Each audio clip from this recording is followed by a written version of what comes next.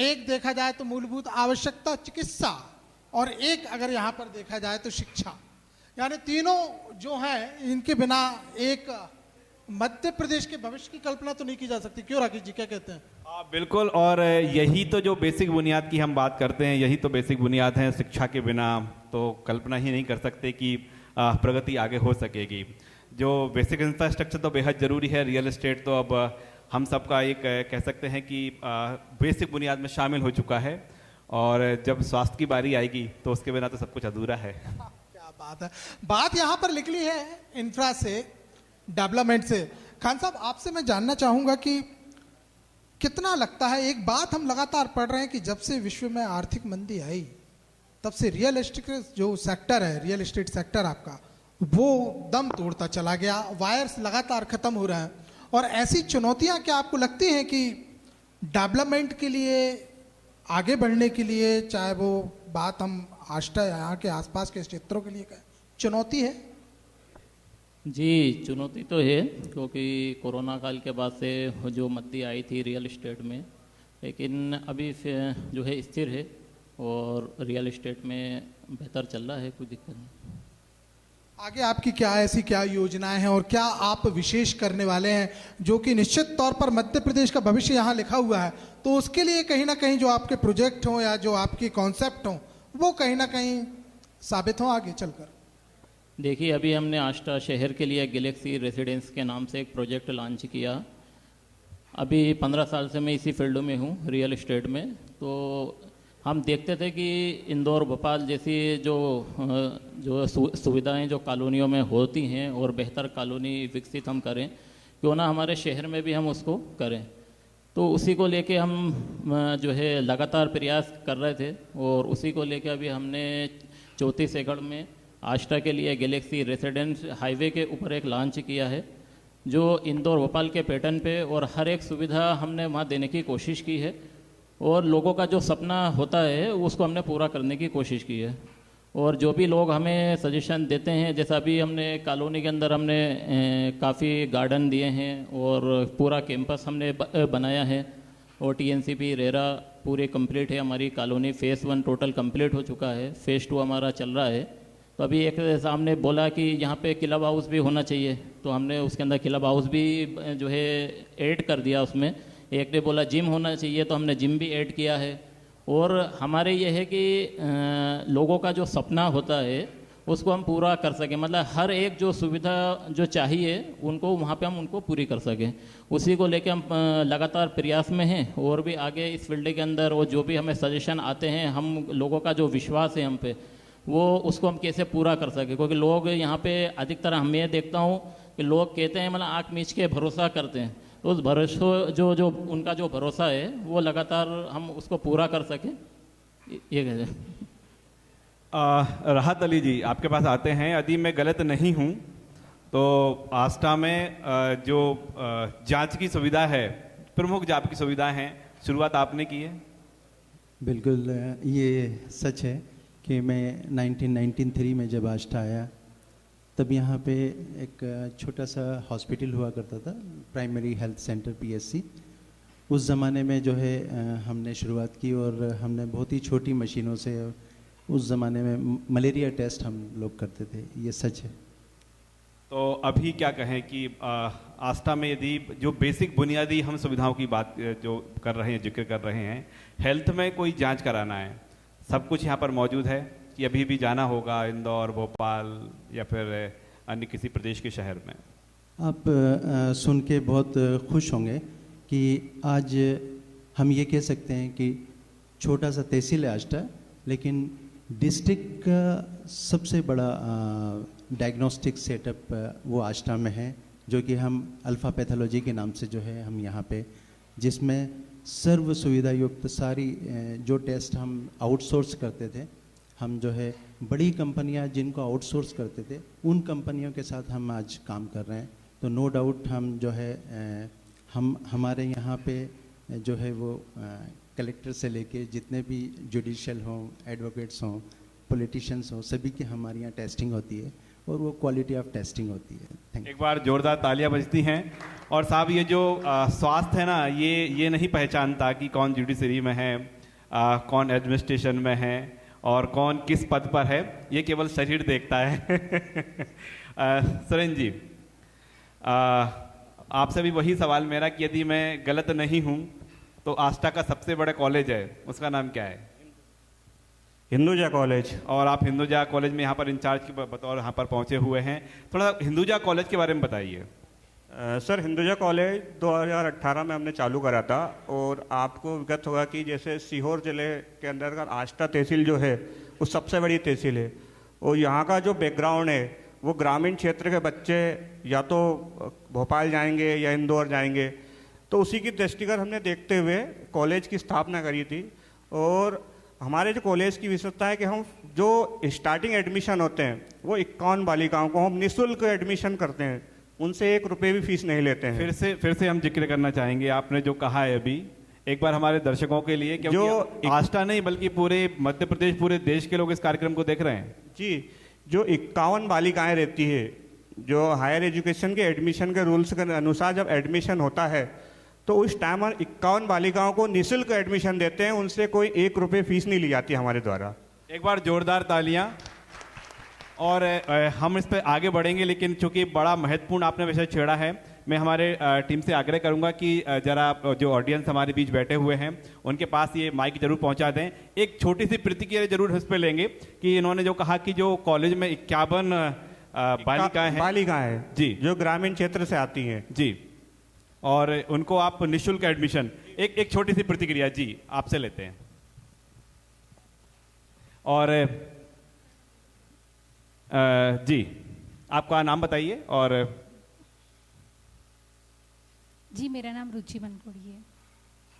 आपने मंच से सुना कि एक आष्टा में ऐसा कॉलेज भी है जो एडमिशन के दौर में जो 51 बालिकाएं हैं, 51 लड़कियां हैं, 51 बेटियां हैं, उन्हें निःशुल्क प्रवेश देता है, कोई चार्ज नहीं लगता।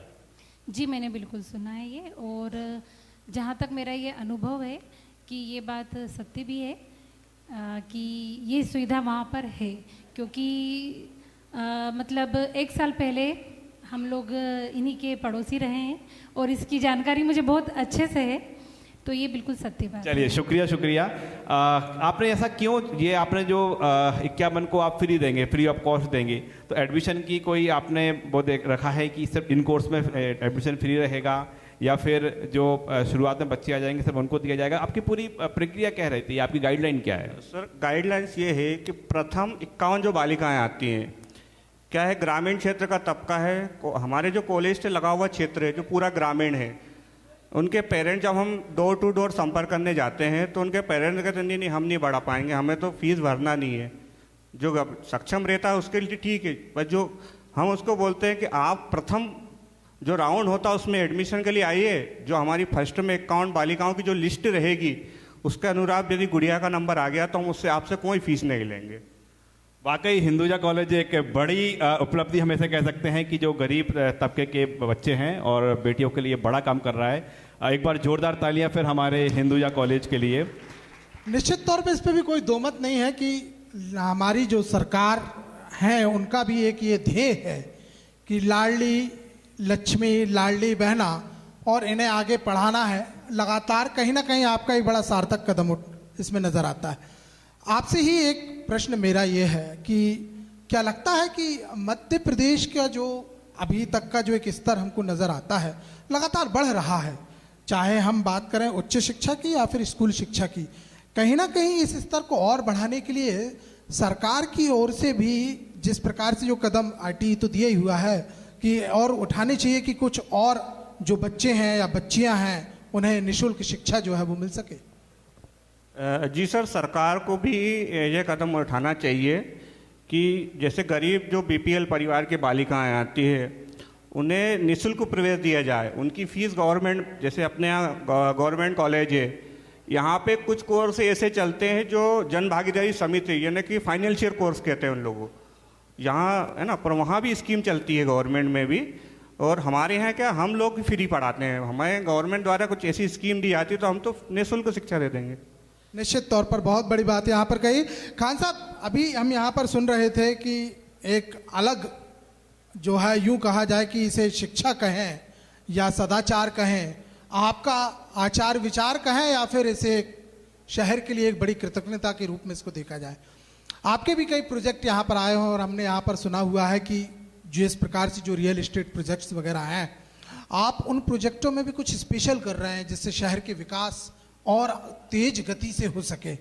और इतना ही नहीं बल्कि जिस प्रकार से जो अवैध कॉलोनियों का जाल हमने सुना, क्योंकि सबसे ज़्यादा अवैध कॉलोनियों का जाल जो है वो इंदौर और भोपाल के बीच में बेशकीमती जमीन इसको कहा जाएगा जो आष्टा से लगी हुई है वहाँ दिखाई देता है। तो कैसे क्या आप आगे कर रहे हैं और क्या लगता है कि जो अवैध कॉलोनियों का विस्तार हो रहा है उससे कहीं ना कहीं दिक्कत लोगों को भी है, आप लोगों को भी है और सरकार को भी?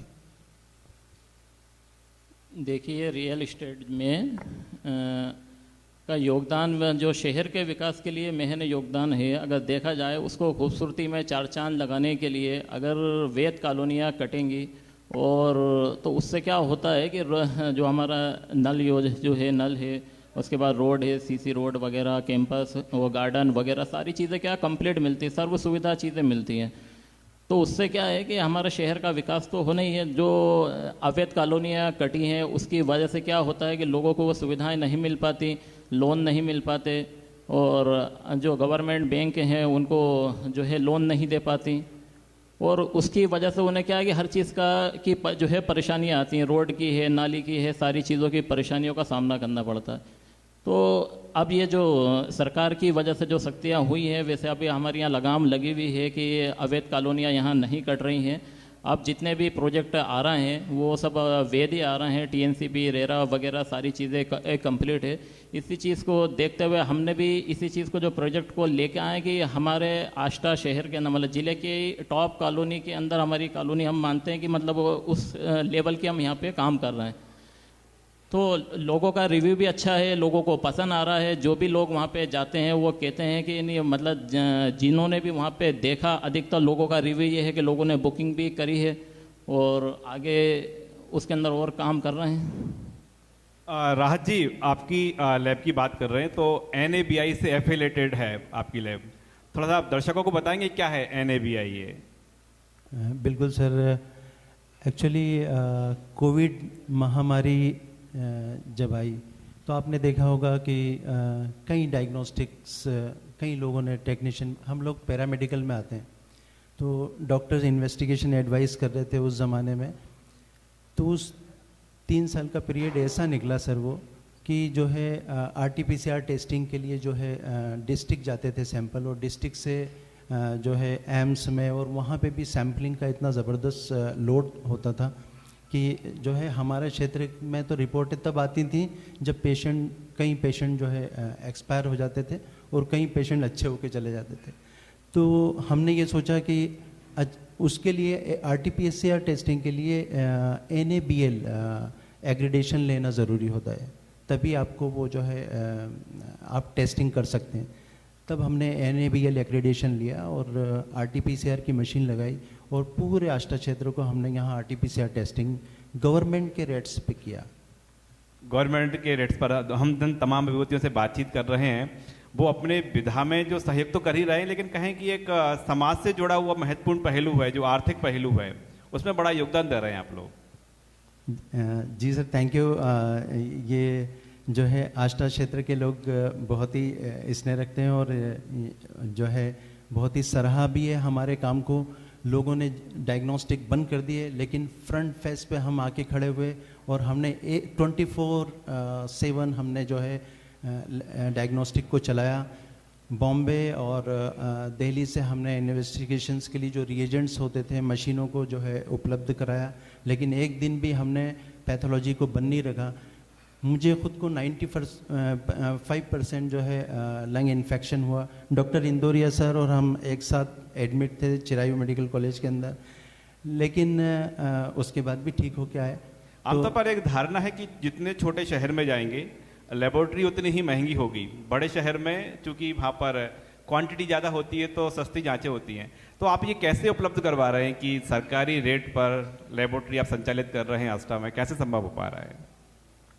ये आपने सही कहा कि जितना लोड अधिक होता है सैंपल्स का, तो प्राइस जो है कम आती है, क्योंकि वो जो है काफ़ी जो है टेस्ट बल्क में लगते हैं, तो रिएजेंट कास्टिंग कम आती है।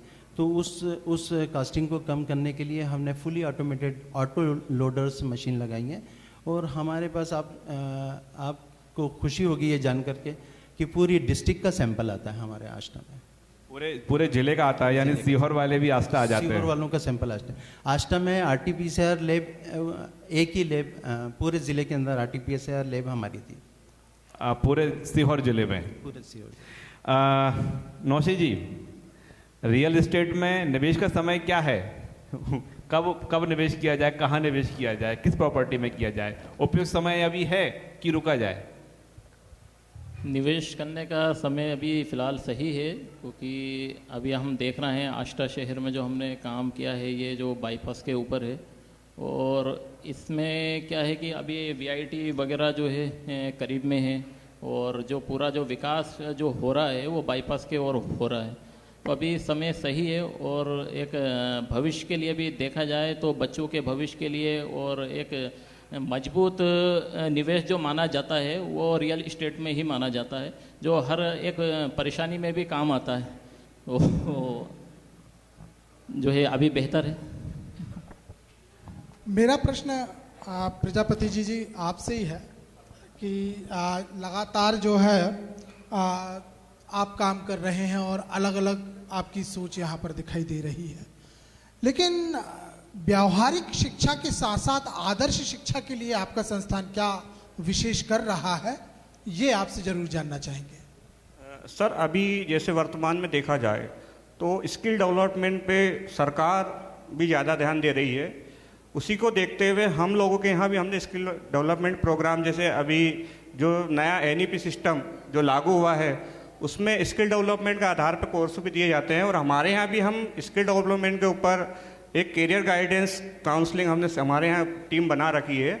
वो भी बच्चों को रूबरू कराती है कि आपको किस बिहेवियर से रहना है, रहन सहन आपका, आप कहीं जॉब में जाएंगे तो किस प्रकार इंटरव्यू देना है, ये सब चीज़ें देखी जाती है। और हमारे यहाँ जो है हमारा जो मैनेजमेंट है वो इन व्यवहारिक चीज़ों पर ज़्यादा ध्यान देता है।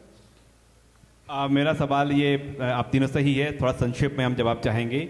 आपके महत्वपूर्ण सुझाव जो News24 मध्य प्रदेश छत्तीसगढ़ और lalluram.com के जरिए सीधे सरकार तक जा सकें, आपके महत्वपूर्ण सुझाव। जी, आपसे करते हैं साहब शुरुआत।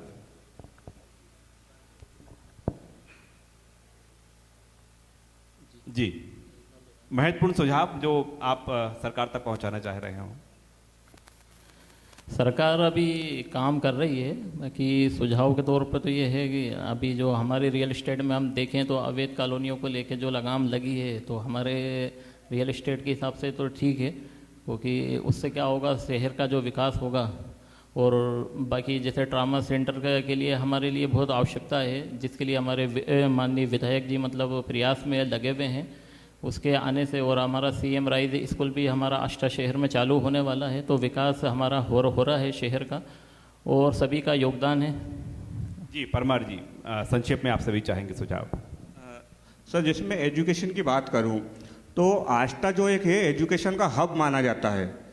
यहाँ से बच्चे अच्छे परसेंटेज, अच्छी पोस्टों पे जाते हैं। यहाँ एजुकेशन के मामले में देखा जाए तो सरकार जो है यहाँ एक मेडिकल और एक इंजीनियरिंग, दोनों चीज़ों की व्यवस्था यहाँ नहीं है। बच्चा यदि भोपाल जाता है, इंदौर जाता है और मोटी रकम देता है, तो सरकार से निवेदन है कि यहाँ पे दोनों महाविद्यालयों की डिमांड ज़्यादा है। क्योंकि हम डोर टू डोर जब संपर्क करते हैं तो पेरेंट्स हमसे यही कहते हैं कि सर आप फार्मेसी लाइए, आप पैरामेडिकल लाइए। तो क्या है कि बोला हम वहाँ जब भेजते हैं बच्चे को, फीस बहुत देनी पड़ती है, परेशान करते हैं। तो वो एक चीज़ है जो कि सरकार को ध्यान देनी चाहिए यहाँ आष्टा के क्षेत्र में। जी, राहत जी, आपका क्या सुझाव है? मैं हेल्थ में ही बोलूँगा। माननीय विधायक जी गोपाल इंजीनियर साहब लगे हुए हैं, और बहुत जल्दी हम लोग आशान्वित हैं कि ट्रॉमा सेंटर खुलेगा आष्टा में। तो ट्रॉमा सेंटर खुलेगा तो राहत मिलेगी, आष्टा की जनता को राहत मिलेगी। बिल्कुल राहत मिलेगी। जी, आपके पास भी आएंगे। जी जी, बिल्कुल आष्टा और पूरे क्षेत्र को राहत मिलेगी। डॉक्टर इंदौरिया साहब ने बताया कि कोई भी एक्सीडेंट होता है, एक्सेसिव ब्लड से जो है लोगों की जान चली जाती है, तो ट्रॉमा सेंटर से डेफिनेटली ये कैजुअलिटी में काफ़ी जो है हमें फ़ायदा होगा क्षेत्र को।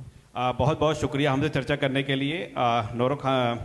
नौशे खान साहब जो डायरेक्टर हैं गैलेक्सी बिल्डर के, और राहत अली जी लैब इंचार्ज हैं अल्फ्रा पैथोलॉजी के, साथ ही सुरेंद्र परमार जी इंचार्ज हिंदुजा महाविद्यालय के, बहुत बहुत शुक्रिया हमसे ये चर्चा करने के लिए। Thank you. मैं मंच पर आमंत्रित करता हूँ रेजिडेंट एडिटर सुधीर दंडोतिया जी और MP हेड सेल्स अनुज तिवारी जी को कि वो मंच पर आएँ और हमारे अतिथिगण को मोमेंटो प्रदान करें।